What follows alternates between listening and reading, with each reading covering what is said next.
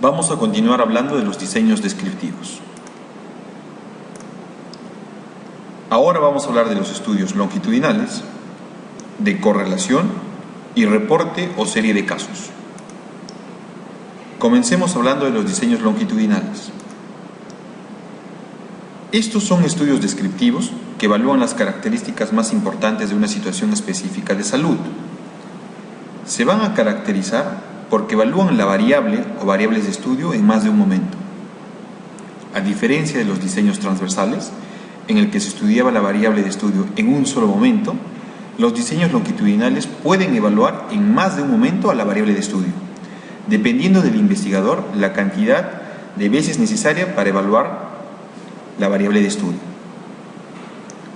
Por lo tanto, nosotros vamos a poder cuantificar los cambios que han surgido en las variables de estudio o solo determinar si es que ha habido cambios o no. La cantidad de veces que se lleguen a evaluar va a depender también del tema de investigación. Este diseño permite evaluar mediante el seguimiento distintas variables. Así se puede conocer el comportamiento de las mismas a lo largo del tiempo. Por lo tanto, se puede determinar si presentan cambios y también se los puede cuantificar. Por ejemplo, si desearíamos cuantificar los cambios del crecimiento facial a lo largo del crecimiento adolescente, el diseño recomendado sería el diseño longitudinal, debido a que podríamos evaluar las características faciales en distintos periodos de evaluación y podríamos conocer si hay cambios o no, y también podríamos cuantificar estos cambios. El diseño recomendado para los diseños longitudinales viene a ser el siguiente.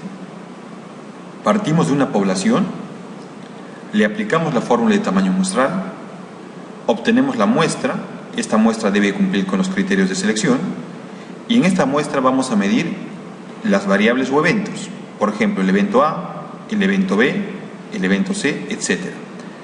Esta medida va a ser en un primer momento, vamos a realizar una segunda medida, y vamos a realizar las medidas necesarias y determinadas por el investigador y por el tema de investigación. Por lo tanto, hemos hecho un seguimiento que nos va a permitir cuantificar los cambios o tan solo conocer si es que ha habido cambios o no. Este sería el diseño recomendado para un trabajo longitudinal. Veamos estos ejemplos. Fishman evaluó la maduración esquelética en radiografías carpales. Su estudio incluyó dos tipos de diseño, uno longitudinal y otro transversal. La muestra del diseño transversal fue obtenida del registro de tratamiento de sus pacientes, que acudieron por razones de ortodoncia. Más de 1.400 radiografías de mano y muñeca fueron evaluadas y 1.040 fueron seleccionadas. A estas 1.040, él añadió 60 radiografías del archivo de los tratamientos del Centro Dental Eastman, conformando una muestra final de 1.100 radiografías. Esto para el diseño transversal. Por el contrario, la muestra longitudinal, en el que se evaluó más de una vez, incluyó a 334 personas que fueron evaluadas periódicamente desde los 3 meses de edad hasta los 25 años. La muestra se dividió en mujeres y hombres de acuerdo a los estadios de Fishman. Es decir, este diseño longitudinal nos permitió conocer el comportamiento de la variable maduración esquelética a lo largo del tiempo, a diferencia del diseño transversal. De esta manera, Fishman pudo determinar los estadios de crecimiento, que fueron 11, y las curvas de crecimiento tanto para varones como mujeres. Este es un ejemplo de un diseño longitudinal. Veamos este otro ejemplo. Análisis volumétrico planar y lineal de los cambios aéreos de la faringe sobre tomografía computarizada y cefalometría, después del retroceso mandibular quirúrgico. Veamos sus materiales. 12 pacientes, 5 hombres y 7 mujeres, de 25 años de edad aproximadamente, con tratamiento de cirugía de retroceso mandibular realizado en la Facultad de Odontología de la Universidad Nacional de Seúl en Corea, se inscribieron en este estudio, es decir, se trataba de pacientes voluntarios. Todos los sujetos tuvieron una osteotomía sagital bilateral de rama para la corrección del prognatismo mandibular, el cual fue realizado por un solo cirujano, cuyas iniciales son estas. La tomografía computarizada y la radiografía lateral cefalométrica de cada paciente en posición supina se tomaron antes de la operación, que fue el primer momento de evaluación, dentro de un mes, que fue el segundo momento de evaluación, y después de la operación alrededor de los 6 meses, que fue el tercer momento de evaluación. Se evaluaron específicamente las distancias de la orofaringe y la nasofaringe, esto en milímetros. Es decir, se midieron estas dos variables en milímetros en 3 momentos de evaluación. Por lo tanto, este es un estudio también de seguimiento. Y es descriptivo, puesto que no se manipuló la variable independiente. Es más, ni siquiera había variable independiente, solo había una variable principal, que eran orofaringe y nasofaringe. Este es otro ejemplo de un diseño longitudinal. Veamos este otro. Esta es una evaluación prospectiva longitudinal de la relación entre los cambios en la longitud mandibular y los marcadores biológicos en sangre asociados a la insulina. El propósito de este estudio fue evaluar el uso del marcador biológico asociado a la insulina como indicador del tiempo e intensidad del crecimiento mandibular. Se realizaron mediciones anuales de la longitud mandibular y del estado cervical en radiografías laterales de cabeza. Se evaluaron longitudinalmente a 25 pacientes entre 1 a 5 años y concluyeron que el uso del marcador biológico asociado a la insulina es un examen prometedor para evaluar el tiempo e intensidad del crecimiento mandibular y que este debe tenerse en cuenta para la aplicación clínica. Debido a que evaluó el crecimiento mandibular en varios periodos de evaluación, se realizó seguimiento. Por lo tanto, tenemos información del comportamiento de la variable, ¿no? Este es otro ejemplo de un diseño longitudinal. Tampoco hay manipulación de variables, simplemente hay una descripción que se realiza en varias épocas o momentos de medición. Este es otro ejemplo de un diseño longitudinal. Bien, ahora vamos a ver los diseños de correlación. Estos también son estudios descriptivos que evalúan el grado o fuerza de relación que presentan dos variables cuantitativas o cualitativas medidas en escala ordinal. Entiéndase por escala ordinal que va a existir una jerarquía, es decir, un valor no solo va a ser distinto de otro, sino puede ser menor o mayor, es decir, va a haber una jerarquía. Por ejemplo, si hablamos de grado de movilidad dentaria, podría haber un grado 0, 1, 2 o 3. Y el grado 3 no solo es diferente del grado 2, sino es peor. Entonces, las correlaciones solo se van a ver cuando se tratan de números o de palabras, pero que están ordenadas en jerarquía. Por lo tanto, decimos variables cuantitativas o cualitativas medidas en escala ordinal. Las correlaciones van a obtener valores que indican muy fuerte, fuerte, moderada, baja o muy baja correlación.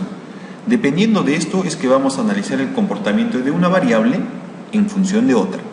Ejemplo, si nosotros desearíamos conocer la correlación que existe entre la edad y la presión arterial, podríamos obtener un resultado como este. A medida que aumenta la edad, aumenta la presión arterial. Esa sería una correlación muy fuerte o una correlación significativa. Pero también podríamos tener nosotros otro resultado que diga, a medida que aumenta la edad, disminuye la presión arterial. Esa también sería una correlación muy fuerte, pero inversa o negativa. Pero también podríamos tener otra posibilidad. A medida que aumenta la edad, la presión arterial permanece constante. Es decir, ahí obtendríamos probablemente correlaciones moderadas, bajas o muy bajas, ¿no? Y probablemente no vayan a ser significativas. Lo ideal es encontrar correlaciones de fuertes y muy fuertes. Fíjate, el diseño de correlación que vamos a presentar es el siguiente. Partimos de una población, aplicamos la fórmula de tamaño muestral, obtenemos una muestra, esta muestra cumple con los criterios de selección, y en esta muestra vamos a proceder a evaluar la variable A y la variable B, que tienen que ser cuantitativas o cualitativas medidas en escala ordinal, y estas dos se van a correlacionar. Para correlacionar tenemos dos opciones. Tenemos la correlación cuando los datos son numéricos y tenemos distribución normal, es decir, todos los datos se parecen en su comportamiento, es decir, no hay mucha dispersión. En ese caso vamos a utilizar la correlación de Pearson. Y cuando tenemos datos cualitativos medidos en escala ordinal, o datos cuantitativos que no tengan distribución normal, es decir, que tengan mucha dispersión, podemos utilizar la correlación de Spearman.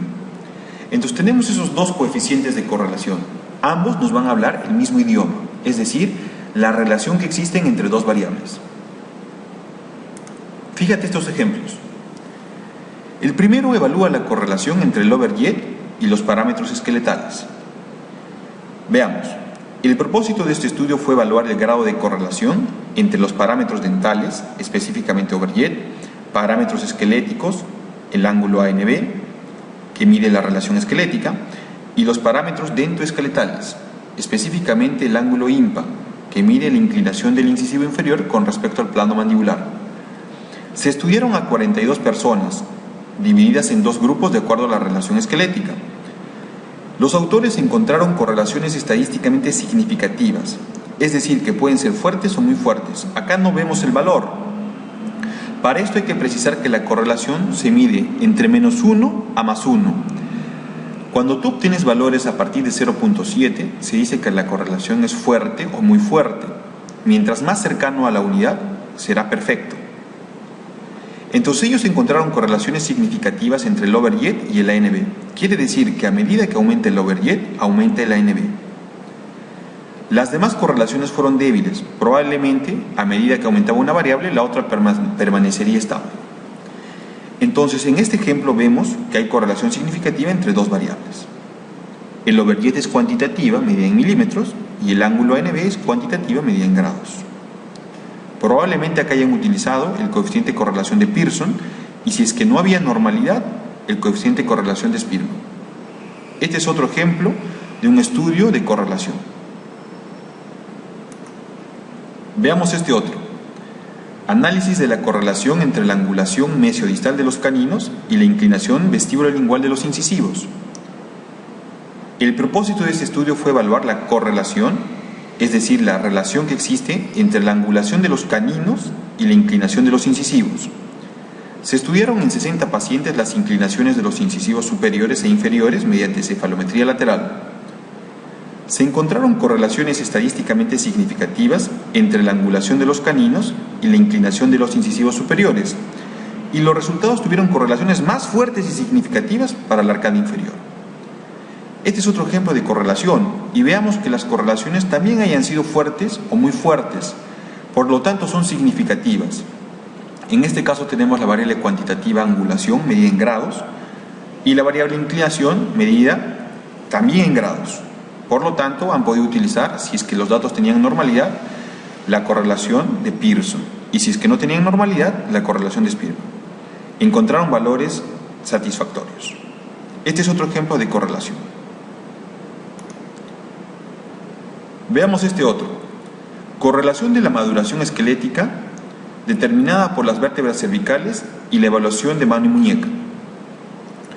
El propósito de este estudio fue evaluar la correlación entre la maduración esquelética según el método de Fishman y la maduración de vértebras cervicales según el método de CBM. Se estudiaron 79 radiografías de mano y muñeca y laterales de cabeza. La correlación de Spearman, en este caso realizaron la de Spearman, producto de que la maduración esquelética es una variable cualitativa medida en escala ordinal, no es un número. Los estadios de Fishman son del 1 al 11, pero bien podrían haber sido de la letra A hasta la letra correspondiente, o bien podrían haber sido primer estadio, segundo estadio, etc. Entonces son en realidad variables cualitativas, pero que están en una jerarquía. Igual la maduración en vértebras cervicales. Por lo tanto, se estudió el coeficiente de correlación de Spearman. Este coeficiente mostró valores de 0.72. Cuando se reagrupó la muestra por nivel de maduración esquelética, los valores fueron de 0.73 en el grupo de maduración temprana, 0.70 en el grupo de maduración esquelética promedio y 0.87 en el grupo de maduración tardía. En general se encontraron valores de correlación entre moderados y altos entre las dos variables de estudio.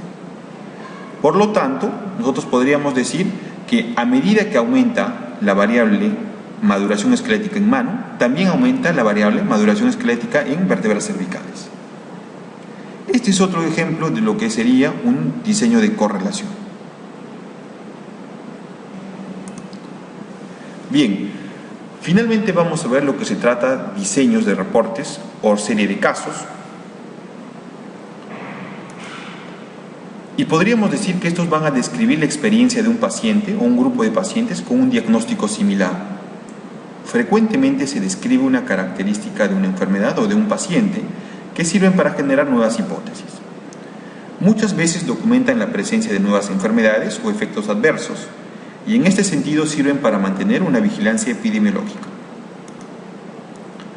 Aunque son muy útiles para formular hipótesis, no sirven para evaluar la presencia de una asociación estadística, producto de que tenemos una muestra muy pequeña. Se dice que un reporte de caso es la descripción de un paciente, y se ha asumido que hasta la descripción de 9-10 casos se podría tratar de una serie de casos. Más de esos 10 casos ya se trataría de un estudio transversal. La presencia de una asociación puede ser un hecho fortuito, puede ser que el caso presente una cierta característica, por lo tanto nos lleve a pensar una hipótesis que no necesariamente sea correcta. Una gran limitación es la ausencia de un grupo control. Para hablar de reportes de caso, en realidad nosotros tendríamos que ver la literatura y vamos a encontrar una gran cantidad de reportes de caso, por ejemplo que hice una corrección ortodóntica y ortognática de lo que es la maloclusión de clase 3, un reporte de caso. O podríamos ver este otro, que habla de lo que es el tratamiento en clase 2 con el headgear cervical ortopédico, otro reporte de caso, y en este nos van a describir las características que presenta el paciente, su diagnóstico, su plan de tratamiento, su seguimiento y sus resultados post-tratamiento, Finalmente nos van a presentar una discusión. Eso es lo que debe contener un reporte de caso. Veamos este otro, que de repente fue uno de los que más revolucionó la historia en la ortodoncia, que fue el reporte de caso que permitió al doctor Cecil Steiner publicar su análisis cefalométrico, el cual lo realizó en una persona. Y tengamos en cuenta que este es uno de los más utilizados en lo que es el campo de la cefalometría. Y bueno, fue realizado en un reporte de caso. ¿Ya? Es bueno que nosotros leamos los reportes de caso, porque nos van a permitir conocer cómo es que se están dando los tratamientos, tanto de patologías que no son muy frecuentes, y si son muy frecuentes, nos van a dar detalles de los tratamientos. Recordemos que estos van a servir para generar hipótesis. Bien, eso es lo que hemos podido revisar en esta parte de los diseños descriptivos, y vamos a proceder a resolver sus dudas en la siguiente sesión. Saludos.